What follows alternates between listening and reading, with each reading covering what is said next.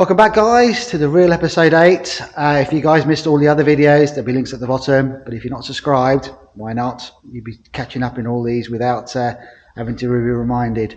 In our last episode, we did the box builds that went under the van, cut the floor out. There's still a few more things to do with that. We'll head over now and show you where we ended up with, and then I'll explain what else we've got to do. So, last episode, we built this box where the battery's going to go in, some storage, a lot of rivets in there. Very, very strong. I'm standing in there now. There's no way it's going to be carrying that much weight. It goes quite a way back, so the batteries will be hidden and we still have this as storage. Because we cut the floor out, this is very, very flimsy. So now I need to make a reinforcement to go under there to give this floor some strength again. The sides are all good. Because we've got the box section, it's become part of the structure, so I can walk all the way around without an issue. Next thing to do is just reinforce that. So I'm going to head over to well, first I'm going to get measuring tape, measure up, then I'm going to head over to our folding machine, fold some steel just to give that some strength. So I've got a little bit of stainless left from making that box section. I'm probably going to cut about a 10 centimetre section. By the time I fold it and put a few creases in there, we'll probably get down to about 8 centimetres. I'm going to mark it up, cut it with the guillotine so we've got a clean line, and then we'll fold it with the machine behind me.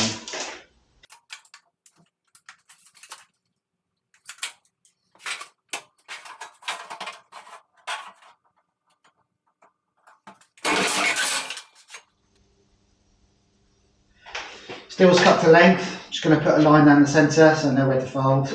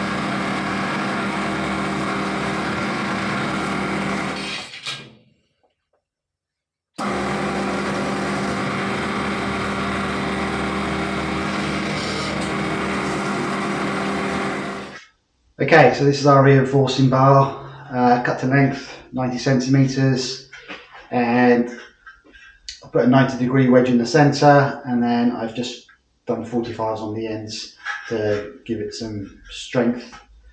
Once it's riveted in, you'll be able to stand on it. Okay, let's go fix it. Okay, this piece is about 5 mil too long. I'm just going to trim a bit off the end.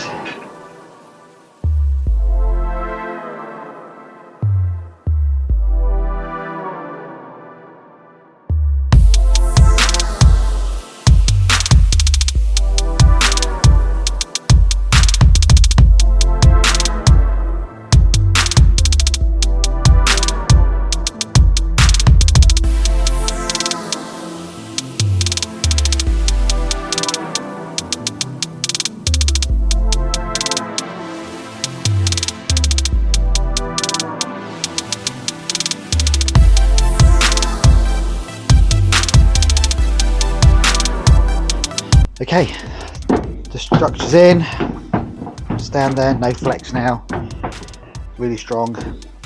There's mixed rivets in there, that's all I had. What we're going to do now is we're going to make an angled surround from the angle line, and I'll show you why. Because we're going to have insulation down there, and we want to build a door or a hatch to go in there.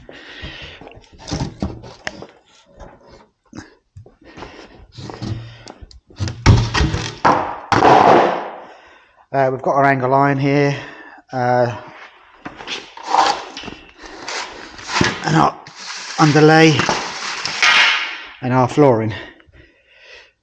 So we're going to build a frame out of the angle iron. We were debating whether to cut and fold in or cut and fold out, and I've opted for cut and fold out. Folding out, what we have to do is one cut, and then we can fold. If I fold in, I've got to make two longer cuts so we can fold in onto itself. But the reason I want it to be folded out is because I want the angle iron to be reasonably close to the gap, but I still need a lip for the lid to sit on. But if I have it with the lips on the inside, then I'm going to have to cut all the foam to allow for that foot. If I have it on the outside, the foam will need to be cut slightly just to make up that thickness of the angle iron. But then I can rivet on the outside, not more on the inside, because we're going to be riveting on the high parts, not the low parts. And then we can make a hatch to go inside. The flooring is timber, but it's engineered wood. And the great thing with engineered wood is when we make the hatch, we can make it millimetre perfect, because engineered wood doesn't contract and expand.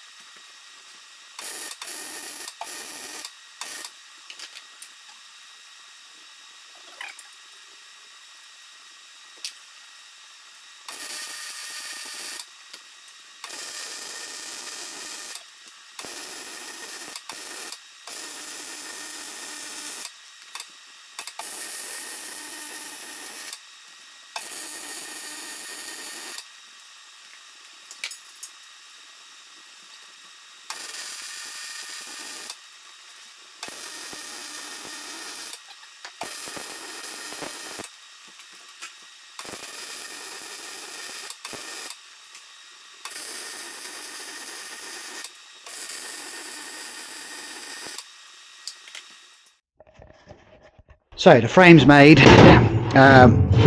We added some flat bar because when we sit on these top ridges, there's nothing here holding the hatch in.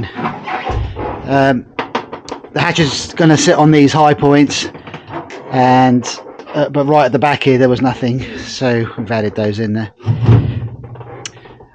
So what we're going to do is drill and rivet. I've got slightly longer rivets, so we'll go through the thicker steel.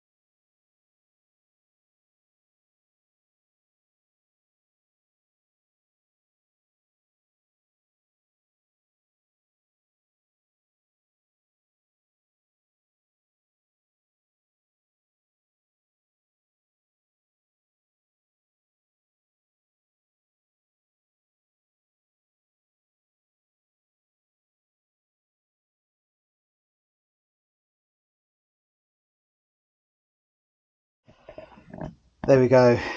It's in. Stand on it, Frank. It's super solid now.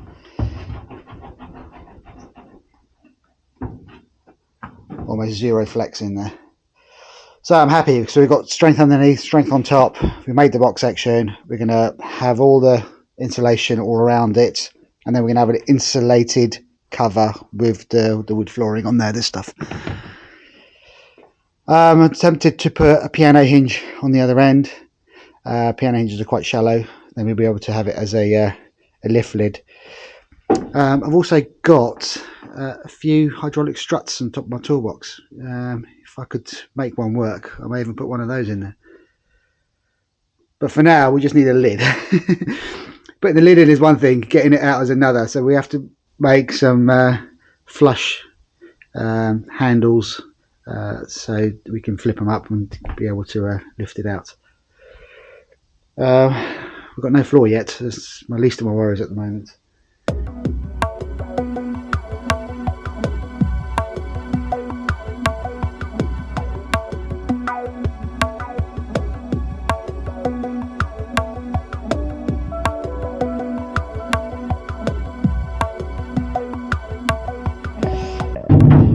Right, it's all done.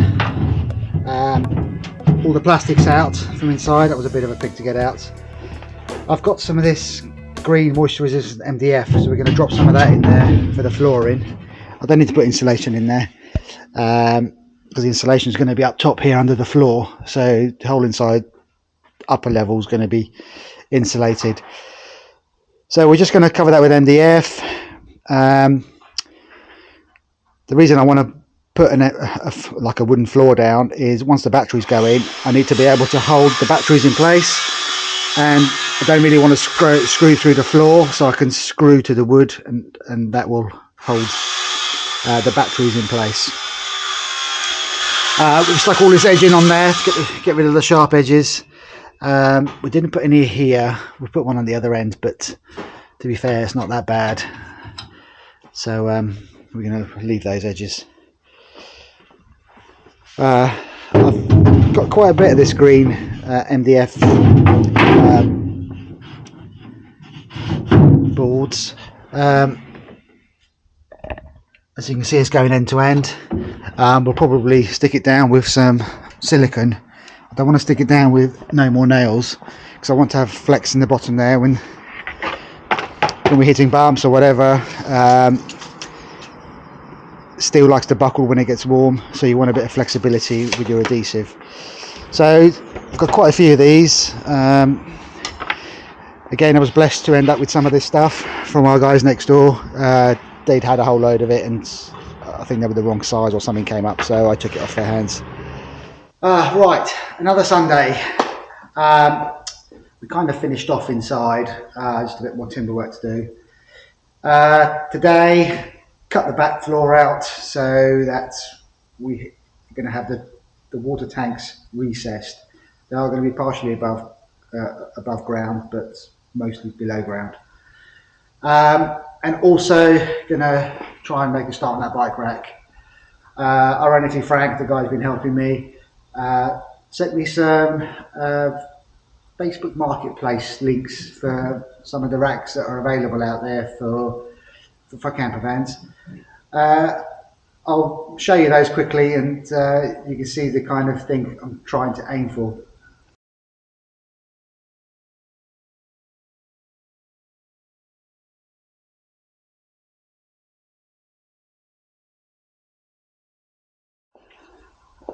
So I've got all these box sections here.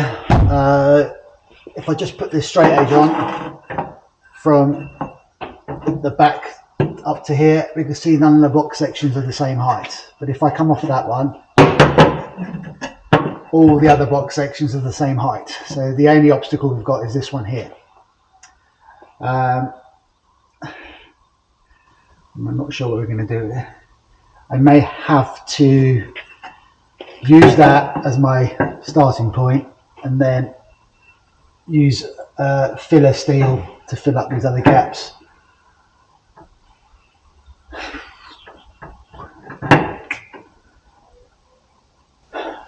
Okay, I need to make a plan B here.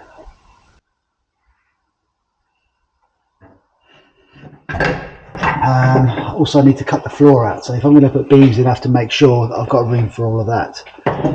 Okay, so I have to put the beams in first before I put a box section in. If I put the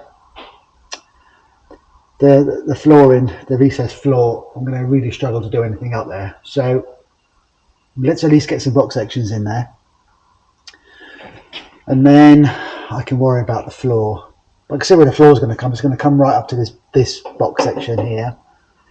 From this box section to this box section, it's quite a big area there that we can utilise. Spare wheel's gone. So spare wheel's going to go on the back door. That's what happens when you make bespoke. Well, I'm constantly finding stuff to do. We're locking the door and this latch wouldn't work, and I couldn't figure out why. But now that I've got it in the air, I can see there's a screw missing, and there's got a wrong screw in it here. And this latch is bent. So I'm trying to straighten it, stick the right screw in it, and replace the top screw.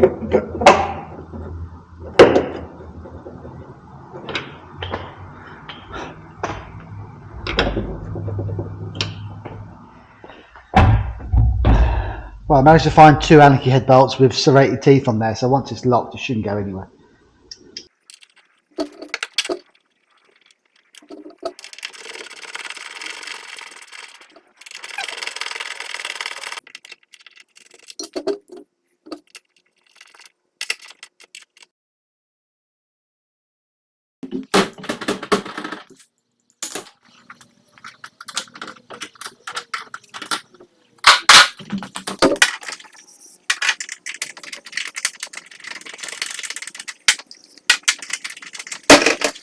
Then the hinge needs adjusting, or the catch needs adjusting.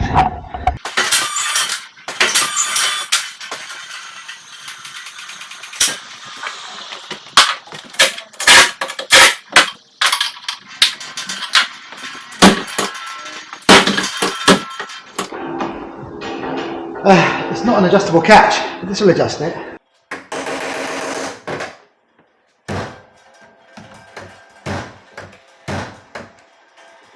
Small jobs like that, just lost 10 minutes of my day. Anyway, it's fixed. It's a good job I saw it now than later.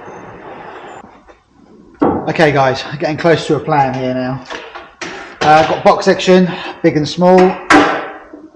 50mm steel box section is going to be the main structure, and I've got 40mm box steel that slides into this, because this is 40mm centre and this is a 40mm outer. They're both 5mm thick, strong as hell, but it's only as strong as the anchor. So this rear panel, the box section is quite high, it's above this lip, so I'm going to cut that so that we're at the box section. This bigger tube is going to come flush with the bumper. We're going to have to cut some of the bumper away, which I'm not fussed about. We may even have to cut some of this box section away as well. Again, there's no real issue there. This steel is seam welded steel, which means it's got a weld seal down the centre, both of them. Now, it's more pronounced in the smaller box, which is not an issue because the small box is going in the big one. But although it's a 40 centre and this will slide in, there are points where it'll jam, which is what it's doing now. So what we'll have to do is just run a groove in the orientation, which is going to go into there, so that we don't have that jamming issue when we slide in the frame in and out, because the frame's going to be removable. This is going to be fixed to the vehicle, and this will go in and out as we need it. Frank's bored again, so he's come here to help me. I've got some flat bar next door as well, so what's going to happen is, obviously these back sections don't reach the box section because we're working off the front box section, which is the lowest point.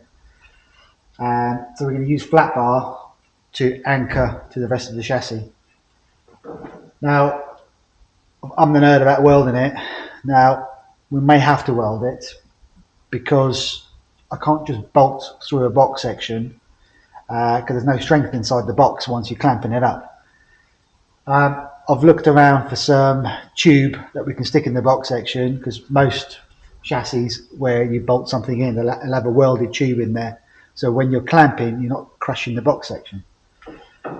Couldn't find any, and I really don't want to be machining up stuff with 10mm hole in it. So because it's going to be a big structure, it'd probably be better if I just weld it in place. I can drill a hole, I can put a bolt through it so it's through the chassis, and then weld it, and that's the job done. So then I don't have that clamping issue.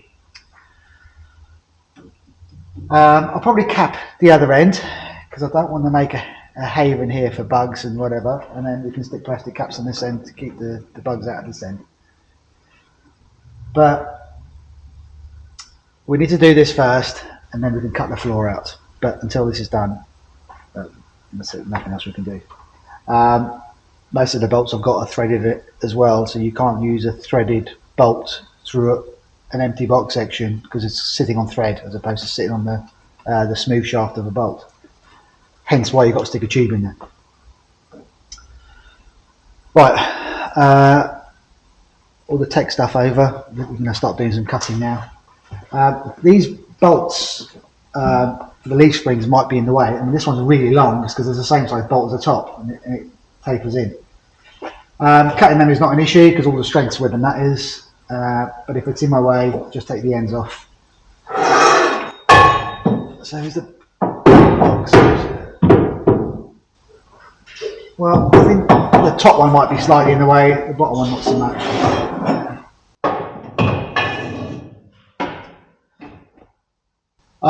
Going to take the bumper off. It's held in with 2 screws aside. We had this off before. I'm going to leave the nuts off, and then we'll just use the top bolts to take it on and off as and when we need it. It just saves faffing about. Frank's just going to take off the spare wheel mechanism so it's out of the way. Okay, going to take this off, get a disc cutter, let's cut these channels out, and then we know what we're working with.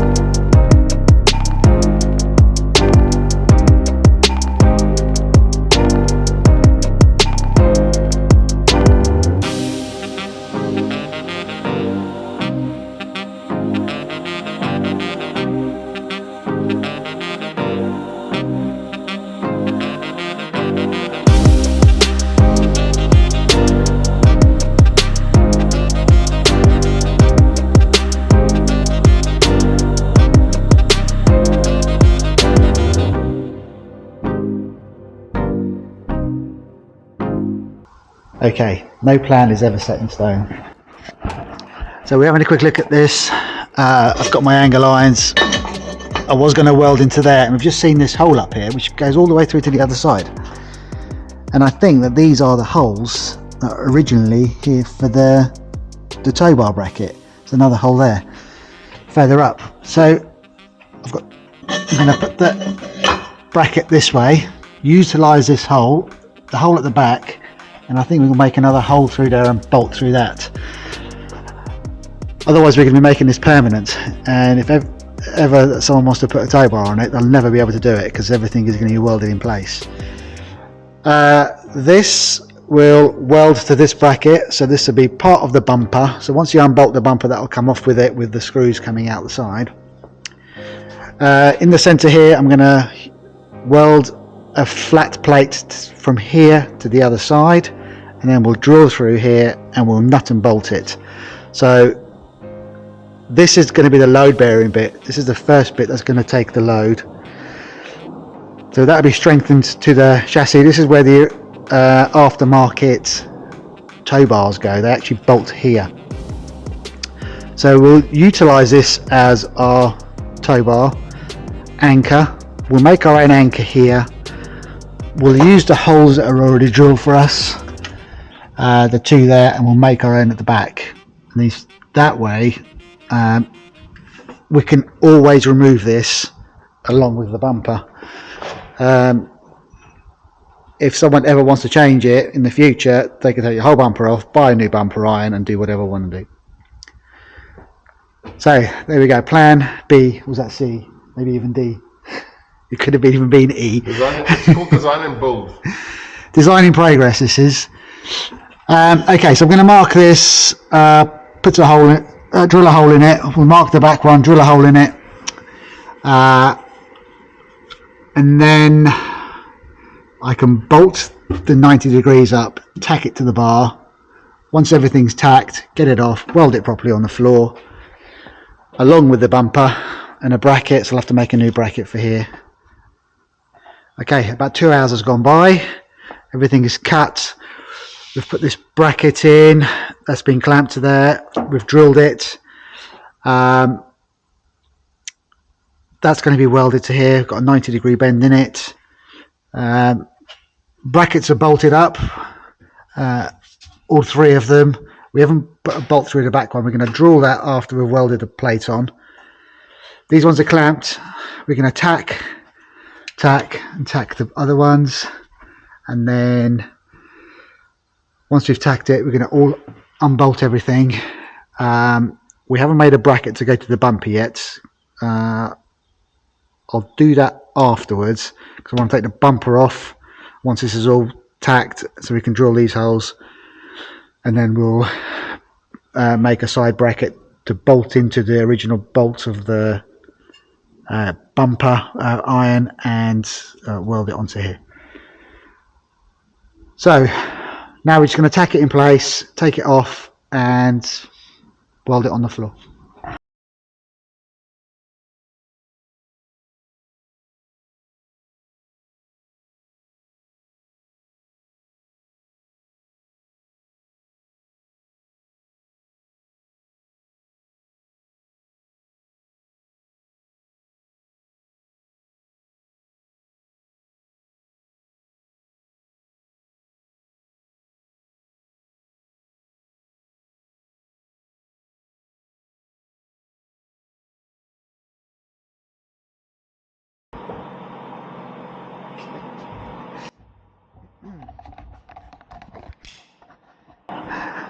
We cut the top bolts here so we can get the box section in, but now that we're dropping it as one piece, the bottom bolts are in the way as well, so we just need to cut those off, and then we'll free our little bracket off.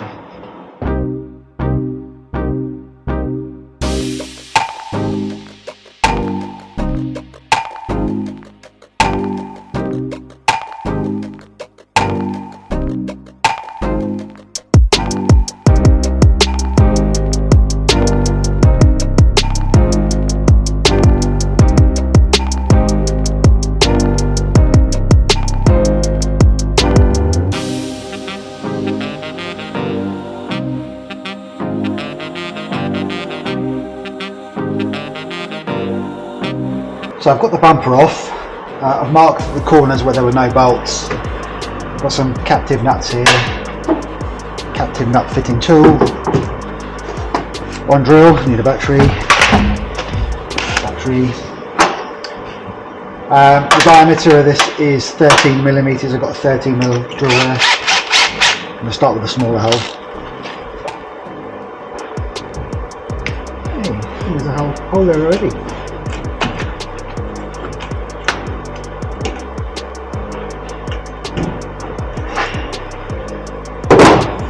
You know what? There might already be a captive nut in there.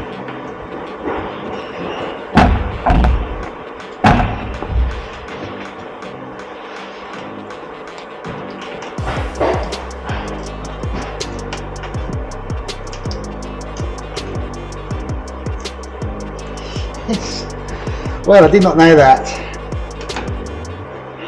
You know, every small job is not 10 minutes. That has just saved me some time.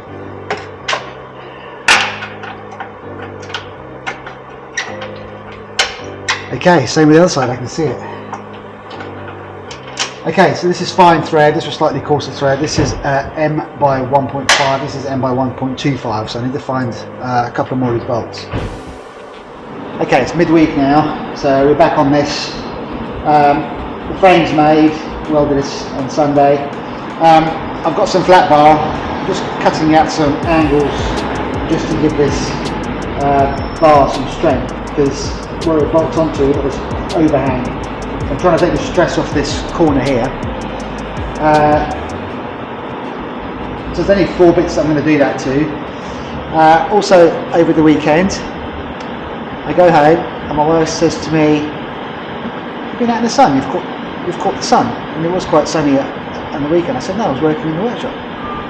So he said, "You've got tan lines." And I have got tan lines. Rookie mistake is when I was welding this on Sunday, I was in a t-shirt. Because I was welding both sides at a pretty high power, the bright light from the welder gave me a tan. That's how strong the welding light is. That's why you should never look at it, be near it. But normally I weld with a jumper on, and usually gloves. But yeah, rookie mistake. If you're going to weld, especially this much steel, don't do it in a t-shirt. My arms are killing me, they're so sore. I have to cream them up. Okay, so I'm just going to weld these on, just to give these 4 corners some strength.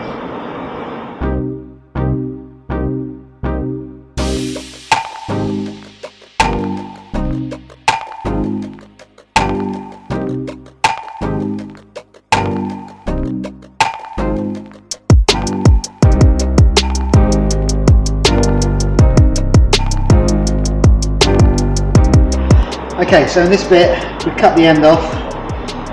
I cut the bottom long, hammered it over so we can cut the end off.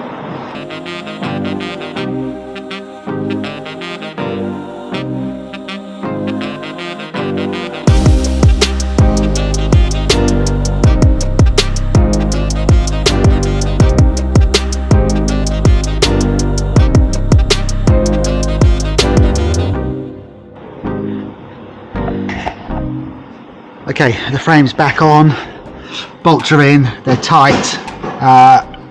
It's tight but not in permanently. I've drilled all the way through the rear box. Put a bolt in, no nut yet.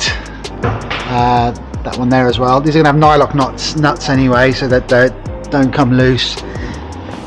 On the back here, we've got this plate on. Now that everything is in its place, I'm going to go straight through with an 8mm drill bit. These are going to be nut and bolted with 8mm bolts and nylock nuts. I'm just having a look here. I put the braces at the bottom, the little angle iron there. I'm just wondering whether I should put some at the top as well, some small ones. I just don't want this to twist the shaft, you know, when this box section, when there's a load on it. It's unlikely it's going to move. I mean, it's welded here at the front, so it's very unlikely it's going to try and twist that. The weight's going to be down, so I think the angle line at the back will help. but I've got plenty of room to put another piece in there, and I think just for the sake of doing it, I mean it's got to come off again anyway for me to paint it before it goes back in,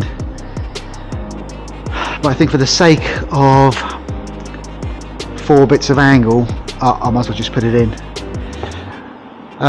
Next thing, I'm just going to drill these holes. I won't nut and bolt them now, it's pointless because it's going to come off, but at least it's lined up and I can go straight through. Then I know where the holes are meant to be, they're in the right place.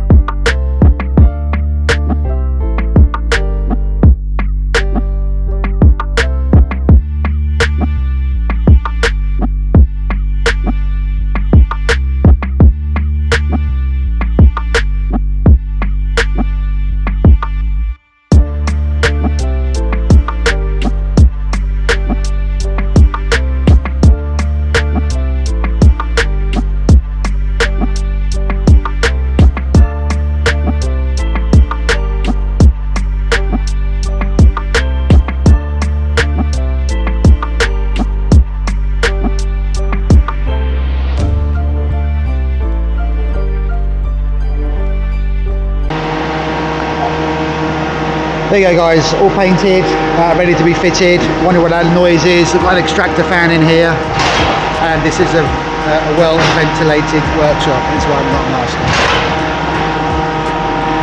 Right, so Luke just brought the van in for me. That's just drying over in the corner. Let me just turn this fan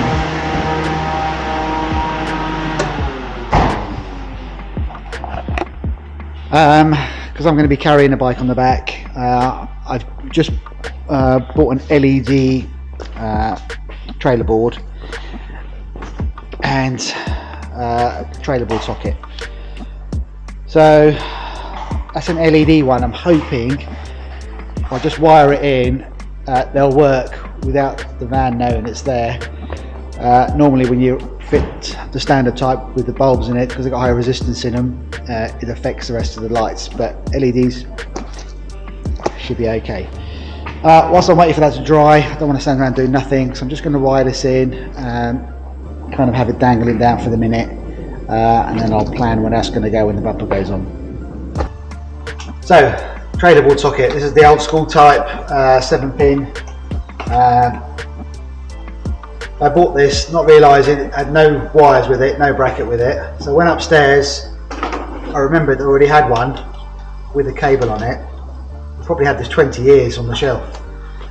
At one time we used to fit tow bars and wiring, then we stopped because the cars got complicated and people didn't want to pay our hourly rates. They'd rather pay someone who specifically does it, comes out at a fixed price, fits it. So yeah, we don't waste our time doing this sort of stuff. But for this, I have no choice. I need one of these, and it's got a bracket on it. We have a bender. I can manipulate that to wherever we want to go. The wiring for the parking sensors goes through the bumper iron. It's actually got grooves that go through it.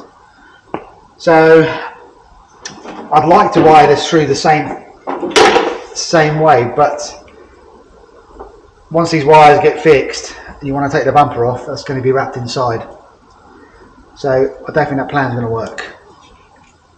So what I might do is just dangle it, wire it in the best I can, and then I should be able to cable tie it to the bumper iron and then fix that some way. I can wire all this to one side apart from the left indicator. So for the left indicator, I'll have to probably take a wire over to the top, down, have all my cables in one place, and hopefully it'll work. Car won't complain about bulb out. Let's try and see. Right, got my power probe, my Howden's notepad. I've unplugged the light from this side. I don't know if you can hear the clicking in the background. I've got the hazards on so I can see what's happening. I've also got the lights on. I can see on that side the lights are on. I just need to see what's coming here. This pink cap is stopping me from getting to the contacts. I'm just going to pry that off gently. Exposes all the terminals. I already know which one's Earth. It's in the corner. It's telling me Earth in green. Nothing on that one. Nothing on that one. So that's the indicator, flashing green and red. So that on this one is blue and black.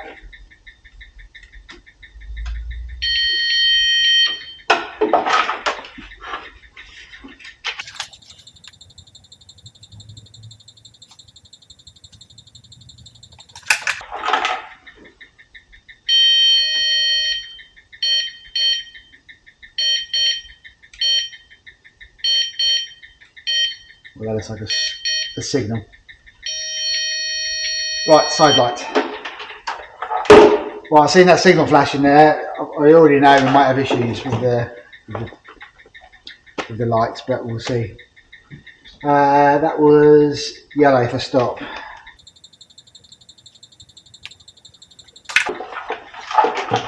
Okay, I'm going to put the brake applicator on now, see which one the brake light is.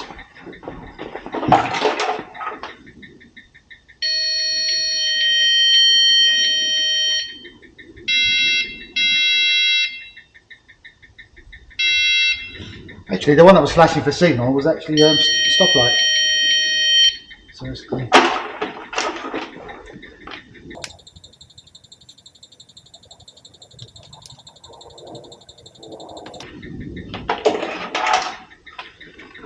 Okay, I'm going to do the same on the other side, just so we can identify which is the left indicator. Okay, so I've ID'd the indicator for the other side. I've just got the trailer board out. This is a 4-foot trailer board. This is quite a wide van, so the 3 foot would have probably been too small. It's also got a fog light, so I'm just going to go turn the fog light on so I can ID that.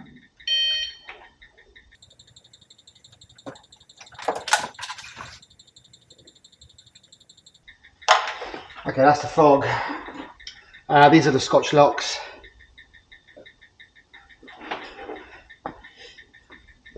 It's a bit difficult to see, but there's 2 holes in there. One is all the way through and one is capped. So the one that goes all the way through will be the original wiring, and then the one we're going to fit in goes into the stop. We crimp this aluminium tab down, splices both wires without cutting them. Well, without cutting them in half. It just takes some of the insulation off each wire and then makes a connection. Scotch locks. Okay, so I've got a roll of blue wire, so I'm just going to go over the top for the indicator. Start with that one. I'm going to Scotch lock that first. Then I've got all my wires here to play with it all in one go. If you fold the end of the wire over and make a loop as you push it through, you won't snag on anything.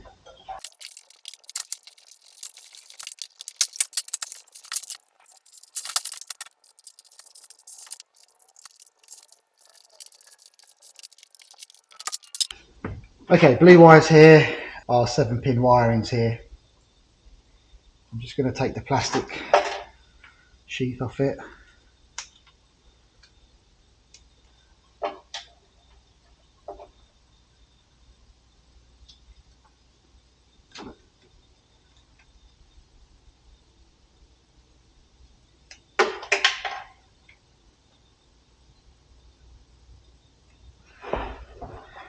Okay, I can't remember where any of these wires go, so time for Mr. G Oogle.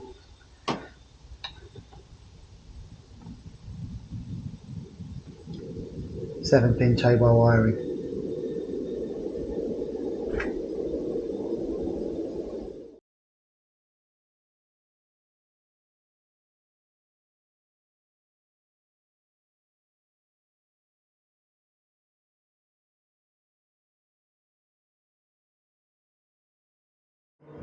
Well, it's the next day now.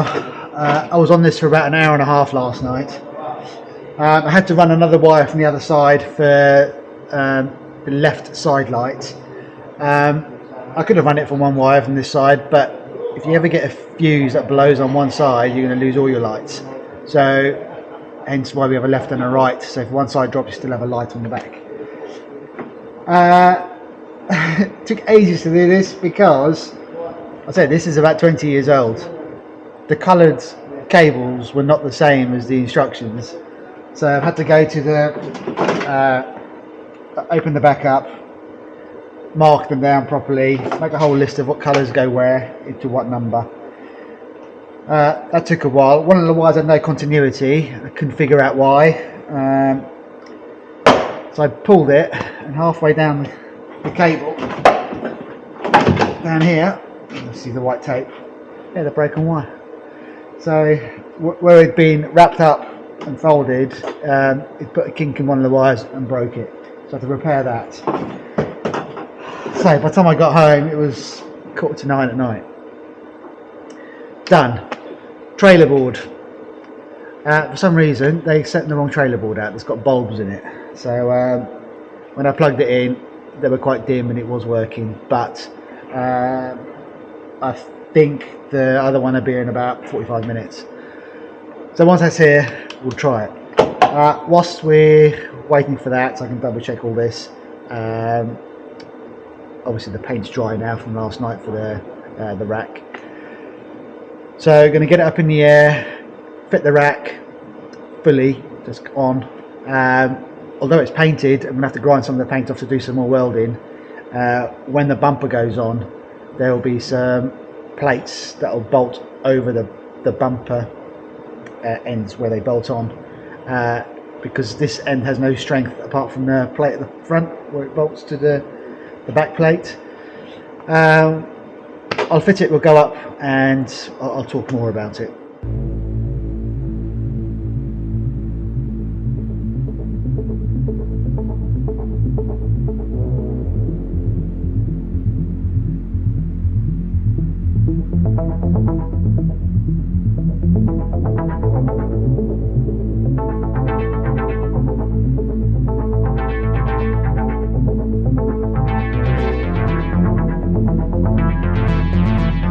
Okay, it's just fully attached.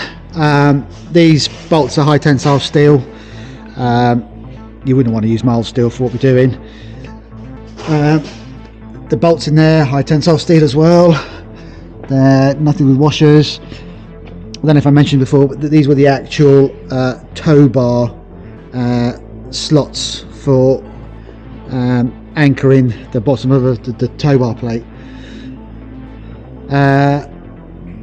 So what I was trying to say was, we have this bolt up here as the anchor point. I'm going to cut a piece of plate, weld it to here, and then we can anchor it to the same point where the bumper's being anchored, and same on the other side. But I couldn't weld this before because I had to have to weld it in place and bolt it up. It's a lot easier than trying to get it right and then fitting it into place. So what I need to do first is, while the plate's nice and long, is drill a hole the same size as that up there, and then I'll literally just bolt it up quickly. I probably don't even have to bolt it up. I'll just get a line where I'm going to cut it, do the same for the other side, and then come back and weld it in. Okay, the plate's made, the steel's being ground down, ready for welding. I've bolted it at the top and clamped it at the bottom, so we got it there flush, because it when I was pinching the top up, it was twisting the bar. So now we know it's flat. I've also got this 90-degree bar, which I'm going to weld across the top of there. The reason I'm going to do that, because we're only welding one face, I can't get to the back of it. So this was for another job, but saves me making another one. That'll weld to it, so then we've got like a double weld on there. Sorry about all the noise. It's an active workshop. It is a working day today. There we go, side welded, anchored, painted. The other side done as well, welded, anchored and painted. Now what I'm going to do is get it down. I'm going to stick it on the weighbridge here, just to see what the weight of the rear is, and then I'm going to do a strength test to see how strong this modification is, see if it's going to carry a load. Anyway, let me get it down first, stick it in the brake tester, let's see how much it weighs. Okay, so we're in the brake tester, we're bobbing around 865, 870. I've got my forklift in. I've put this box section across. Now this is a 1.8 ton forklift, we're at 800 kilos. I don't really want to be lifting at the tip anyway. I've used this box section, which means the forks should be able to go under a little bit more. Get halfway and I'll be happy. So my load test, I'm going to lift the van up with the forklift at 870-ish kilos, and if it lifts it without deflecting, then we know it's good.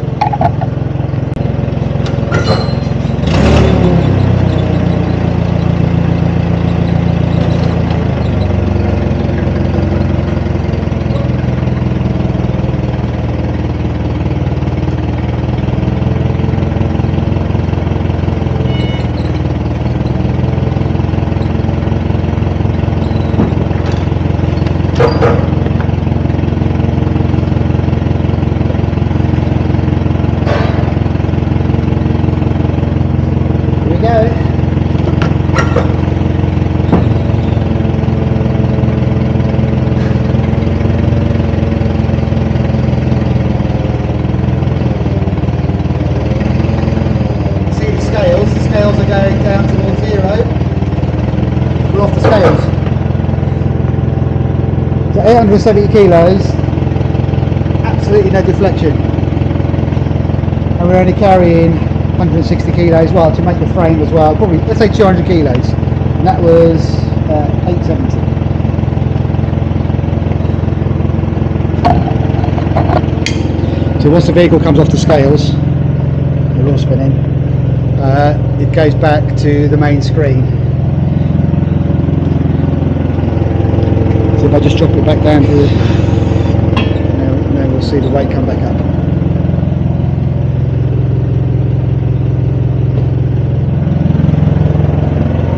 There we go. Just lift again. If you look at that box section, you will not see it deflect at all. So I can see the scales, we're counting down, 350, 300. It's going up slowly because I'm not revving it up. So we're at 270. Some revs.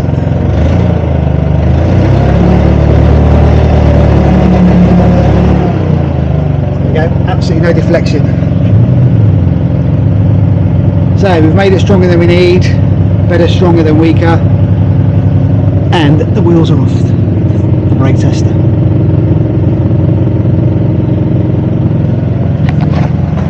Super happy. So now what I've got to do is cut the box sections that go in there and cut them down to size, work out how the bike's going to fit on the back. You know how this works. I make a plan, it ain't the plan, there'll be a plan B, then there'll be a C, a D and an E. We'll get the bars in and we'll work from there. So I've got the bike pretty much where I want it. The width of the van is roughly 180. I'm going to use a 180 plate, so we're not going beyond the van. I've got a wheel chuck here, so that's going to be our front lock-in. Bike's going to be coming up a ramp from the right to left, so you're always on the left side of the bike, which is the natural side to be. I'm just digging out some steel. I've got some galvanised steel, so I'm going to make the plate out of galvanised. I was just trying to get a gauge of how far I need to be away from the van, so when we're coming up. So when I'm coming up with the handlebars, we don't catch the back, and while we're not too close, if I brake, so we don't catch the van, and we're not too far out the back. So the bar is going to come out beyond the bike. I'm probably going to catch my shit on it every time I go up, but if it's slightly out, when the bike goes up, I can use it as a step to go with the bike. Obviously got the trailer board wired up, so the trailer board's going to go at the back here. As of right now, with the bike on the floor, we're already losing the registration plate. And when this comes up, we're going to lose most of the lights, so the trailer board is a must. I'm going to measure up some of the galvanised steel we've got over there. Just hope it's going to be enough. I'll do some measurements. I've got to guillotine it down to length and kind of go from there.